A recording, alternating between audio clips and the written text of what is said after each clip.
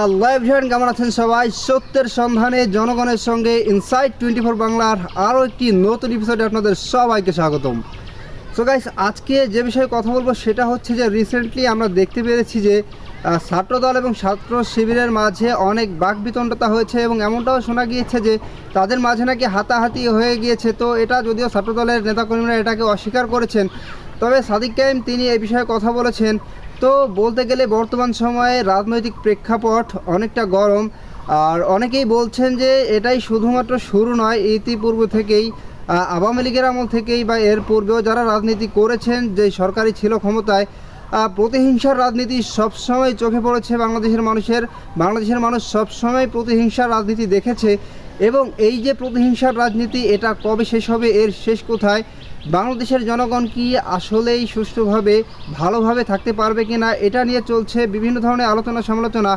BNP সরকার ক্ষমতায় আসার পর থেকে ইতিমধ্যেই বিএনপি সরকারকে নিয়ে, তাদের নেতাকর্মীদেরকে নিয়ে, তাদের কার্যক্রমকে নিয়ে বিভিন্ন ধরনের আলোচনা সমালোচনা হয়েছে এবং বিএনপি সরকার ইতিমধ্যেই অনেক প্রশ্নের সম্মুখীন হয়েছে।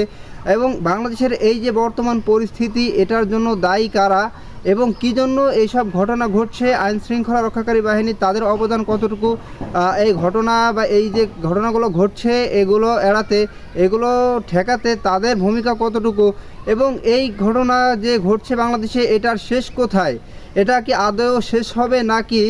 অনেকে একথাও বলছেন যে আগেই ভালো ছিলাম, কেননা বিএনপি সরকার গঠন করার পর থেকে বাংলাদেশের অবস্থা আরও অস্থিতিশীল হয়ে গিয়েছে। বাংলাদেশের মানুষের অনেক ইচ্ছা ছিল, আকাঙ্ক্ষা ছিল যে একটা দলের হাতে যদি রাজনীতি যায়, ক্ষমতা যায়, তো তখন হয়তো বা রাষ্ট্র আরও সুন্দরভাবে পরিচালনা করা সম্ভব হবে, বাংলাদেশের মানুষ আরও সুন্দরভাবে থাকতে পারবে। তো তাদের সেই আশায় বলতে গেলে জল ঢেলে দিয়েছে বর্তমান। তো এই বিষয়টা সম্পর্কে বাংলাদেশের মানুষ কী ভাবছে, রাজনৈতিক অঙ্গনে বিষয়টাকে কীভাবে দেখা হচ্ছে। সো গাইস, কথা না বাড়িয়ে চলে যাবো আমরা সরাসরি স্ক্রিনে এবং বিস্তারিত থাকছে সম্পূর্ণ ভিডিও জুড়ে।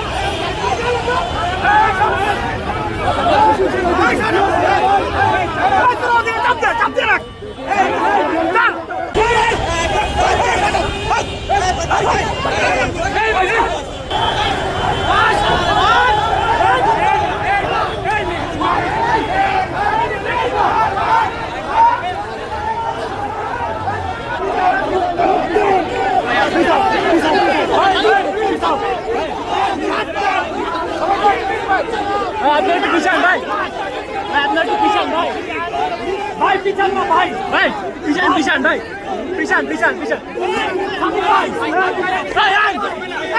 সামনের দিকে আগে।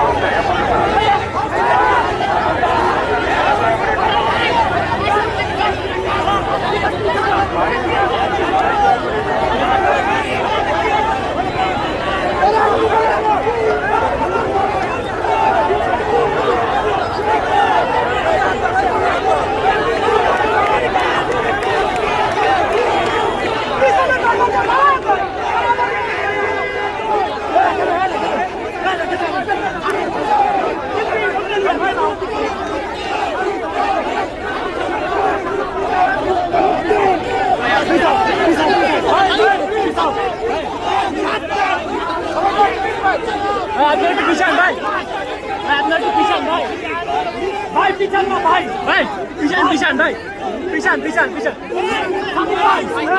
ভাই এই তুই সামনের দিকে আগা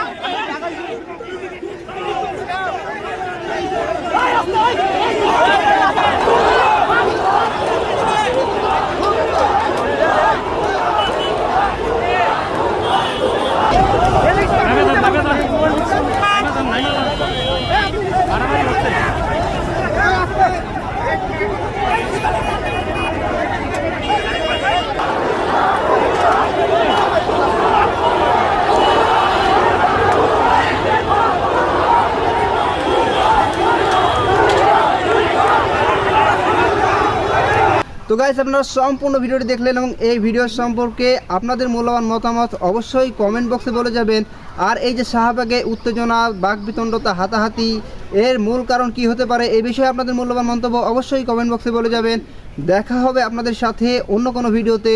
ততক্ষণ পর্যন্ত ভালো থাকবেন, সুস্থ থাকবেন। আল্লাহ হাফেজ।